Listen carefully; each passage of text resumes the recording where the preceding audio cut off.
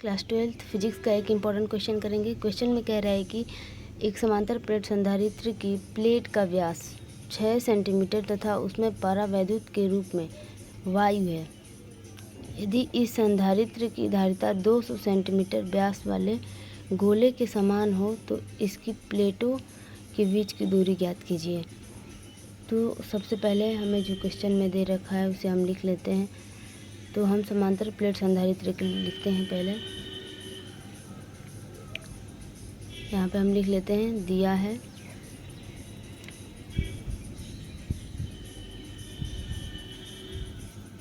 समांतर प्लेट संधारित्र के लिए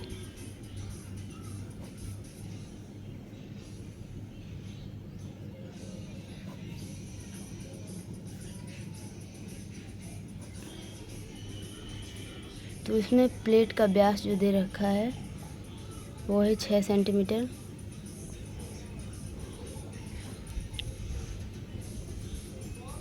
प्लेट का व्यास इसे हम D1 मान लेते हैं।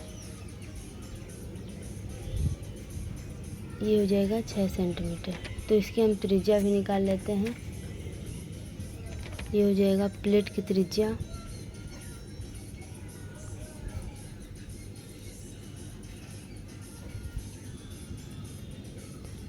ये हो जाएगा स्मॉल r इज इक्वल हो जाएगा 6/2। ये तो हो जाएगा 3। तो इसे हम मीटर में चेंज कर लेते हैं। तो ये हो जाएगा 3 × 10⁻² मीटर। ये हो जाएगा। समांतर प्लेट संधारित्र के लिए फॉर्मूला होता है C = ε0A/d। इसे हम C1 मान लेते हैं। गोले के लिए निकाल लेते हैं।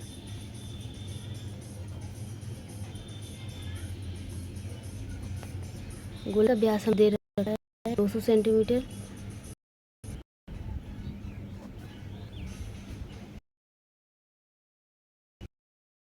मान लेते हैं। तो ये हो जाएगा। इसका त्रिज्या निकाल लेते हैं। गोले की त्रिज्या हम कैपिटल R मान लेते हैं। ये हो जाएगा 2/2 हो जाएगा 100 सेंटीमीटर। इसे हो जाएगा। अब इसमें हमें प्रश्न में बोला है संधारित्र और गोले की धारिता जो है बराबर है। तो पहले हम इसके लिए हम संधारित्र का फॉर्मूला लिख लेते हैं। तो गोले के लिए ये होता है C = 4πε0r। इसे हम C2 मान लेते हैं। तो जब हमें बराबर बोला है तो C1 = C2 होगा। तो इन दोनों फॉर्मूले को हम इक्वल कर देंगे। तो ये हो जाएगा ε0A/d = 4πε0r। यहाँ पे हम लिख देंगे प्रश्नानुसार।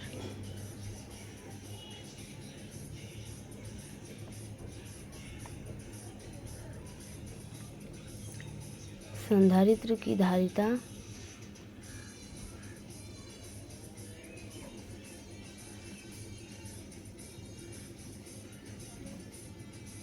और गोले की धारिता